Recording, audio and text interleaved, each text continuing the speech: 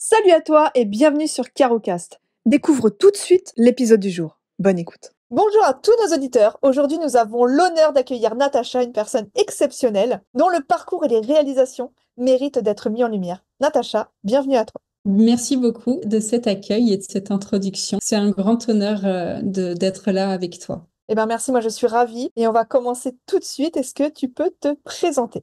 Oui, alors je m'appelle Natacha, j'ai 40 ans depuis le mois de novembre, la deuxième partie de ma vie et je kiffe, c'est trop bien. Un bel âge. Et je suis maman de deux enfants, un grand de 18 ans et un plus jeune de 9 ans. Et j'habite dans le sud de la France. Très belle présentation, merci à toi. Et est-ce que tu peux nous partager quelques moments clés de ta vie qui ont influencé ton parcours? Alors, les moments clés qui ont influencé mon parcours, ça a été la naissance de mon premier fils, parce que je l'ai eu en tant qu'étudiante et j'avais 21 ans. Waouh.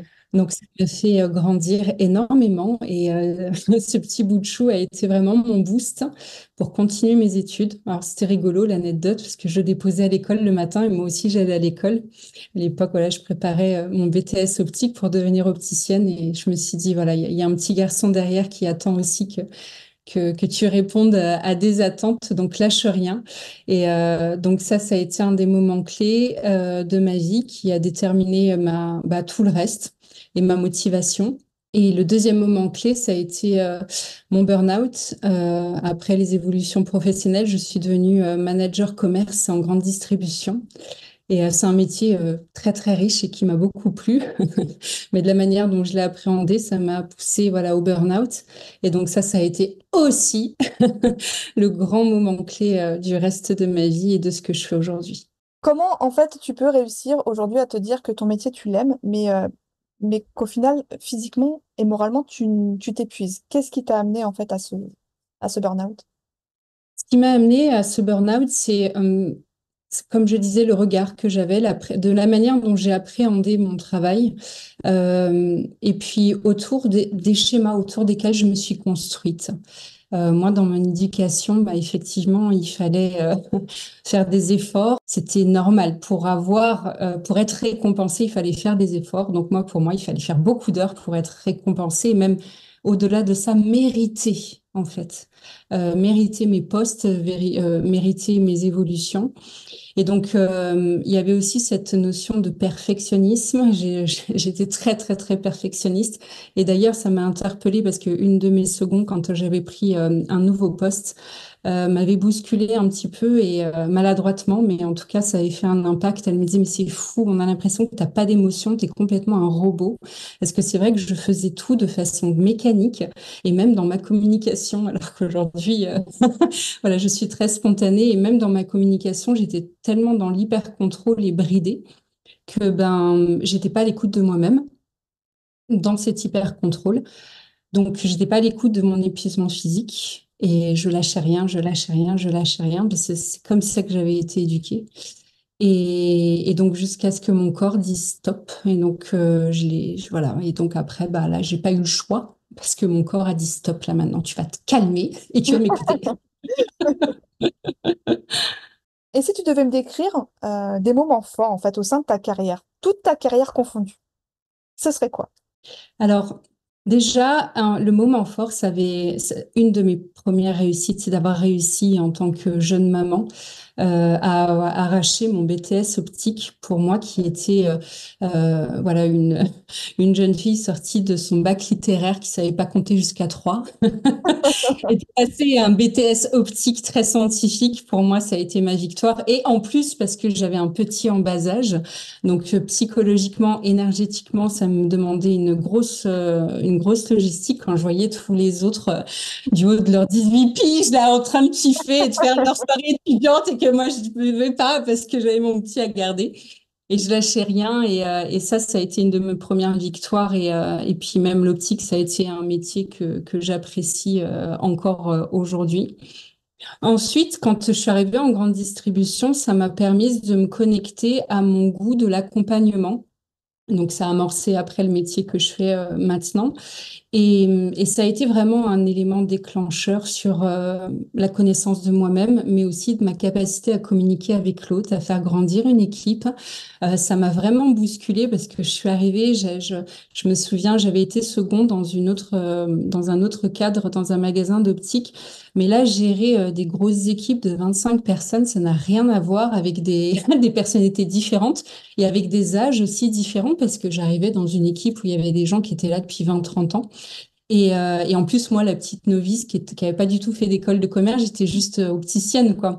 Donc vraiment, ça a été un vrai challenge et une aventure humaine qui m'a énormément aidée et qui m'a donné le goût à l'accompagnement, quoi, et à l'humain.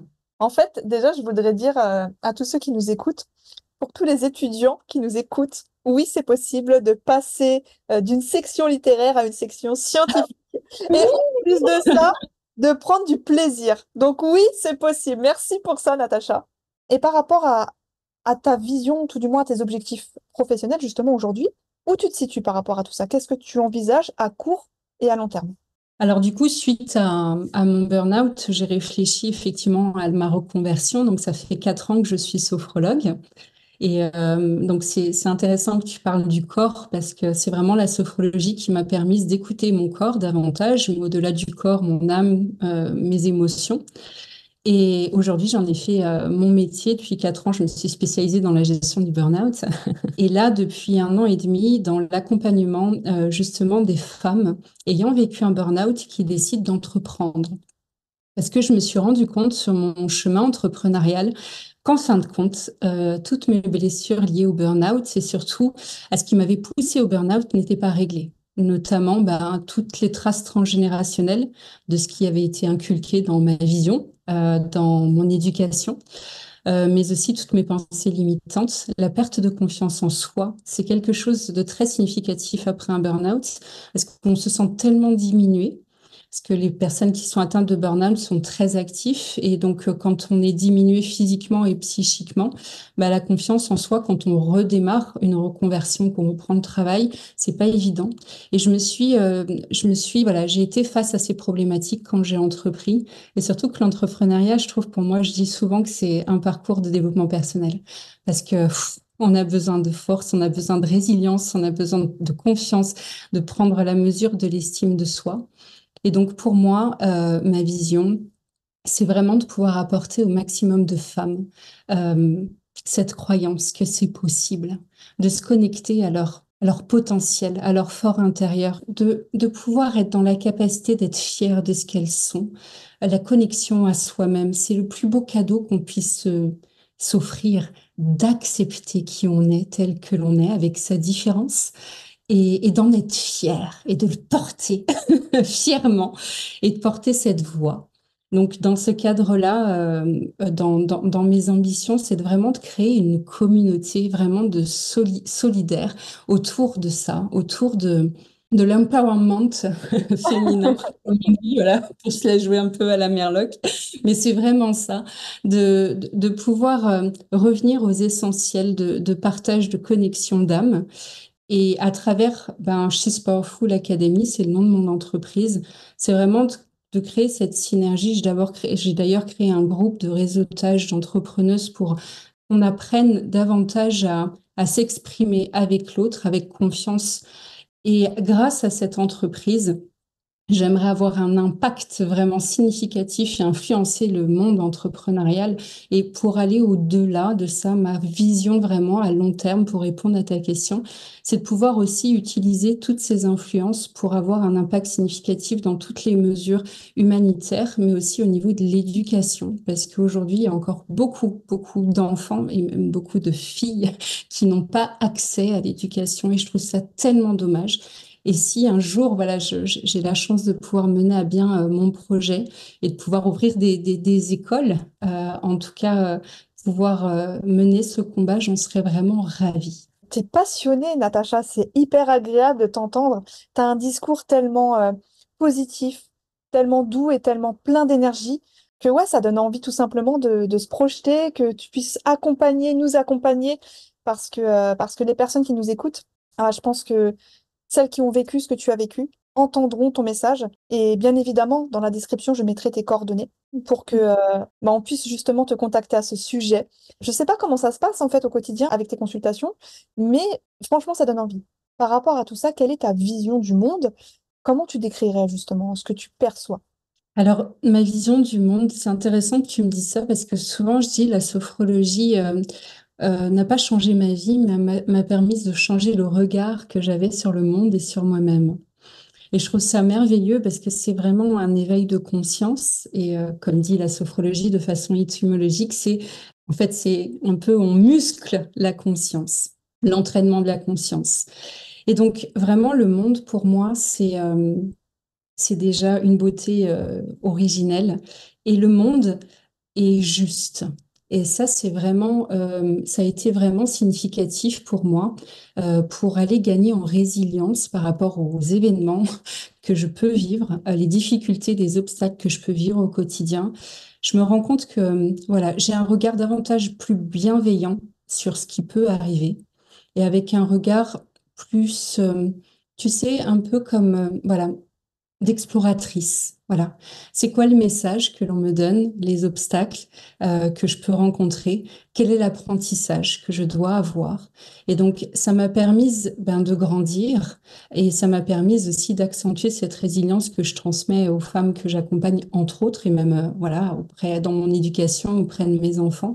Donc, pour moi, le monde est ce qu'il est et ce qui doit être. Et les croyances que j'ai, c'est que il y a forcément un juste équilibre dans tout, qu'il n'y a pas de polarité, que du black ou que du blanc. Et donc, c'est cet équilibre, à mon sens, avec cet équilibre, qu'il faut apprendre à regarder le monde. Et de se dire que, OK, quand on est dans nos joies, de mesurer ça fait partie aussi les peines de la vie, mais, mais qu'on est bousculé dans ce sens-là pour aller encore plus vers un plus grand équilibre, une plus grande justesse intérieure. Donc voilà la vision que je peux avoir que voilà de la vie, c'est tout est juste et la croyance c'est que c'est ça, tout est équilibre. Et donc il faut faire confiance à l'univers et en ce qu'on peut vivre au quotidien. Ok, bah très très beau conseil. Comment, de tout le parcours que tu as vécu, de ton expérience, et justement de la personne que tu es devenue aujourd'hui, tu arrives à transmettre tout ça à tes enfants? Alors, j'ai appris à faire la différence entre le savoir-être et le savoir-faire. Avant, j'étais beaucoup dans le savoir-faire, ça m'a poussé au burn-out. Le savoir-faire, c'est des compétences. Et le savoir-être, pour moi, c'est du développement personnel. C'est ça, le savoir-être. Et donc, plus on apprend à savoir être aligné, de façon alignée avec soi-même, en fait, on communique, donc là, dans l'éducation ou même dans toutes les autres sphères de notre vie, de façon plus simple, plus honnête, plus authentique. Et en fait, c'est une question de communication vibratoire. Donc, sans effort, juste en étant, en apprenant à être davantage juste avec qui je suis, naturellement, ça améliore la communication et ça inspire aussi une identité propre. Parce que jusqu'à présent, les trois quarts de ma vie, je l'ai passé à être quelqu'un que je pensais juste ou à être une personne qui correspondait à certains critères. Et donc ça, forcément, je l'ai inculqué à un certain moment de ma vie à mes enfants.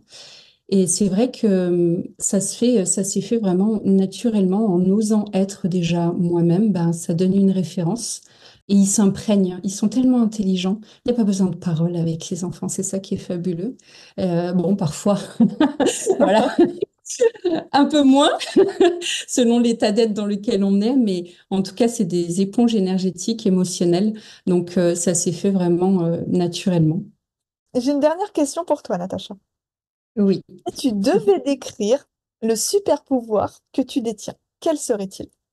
Je pourrais dire que je suis une guérisseuse. J'ai développé sur mon parcours mes capacités énergétiques. Donc, je suis praticienne en Laoshi en parallèle de mes compétences, du coup, de coach et de sophrologue. Et donc, ça, c'est vraiment un aspect de moi qui me connecte à ma spiritualité, une de mes valeurs hautes. Et donc, je pourrais dire que c'est un super pouvoir qui m'a fallu et encore aujourd'hui apprivoiser parce que c'est une partie de moi, effectivement, qui mérite d'être explorée.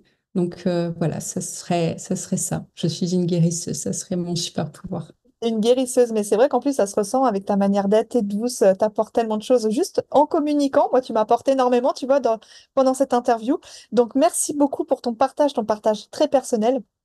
Et merci infiniment à tous nos auditeurs d'avoir suivi cette interview avec Natacha. Son histoire est juste un exemple inspirant. Et si vous avez été touché par son parcours, n'hésitez pas à la contacter. Comme je l'ai dit, je mettrai le lien donc dans la description de cet épisode. Et puis, bien évidemment, ensemble, continuons à célébrer la force humaine et à puiser l'inspiration dans chaque histoire. À bientôt dans notre prochain épisode.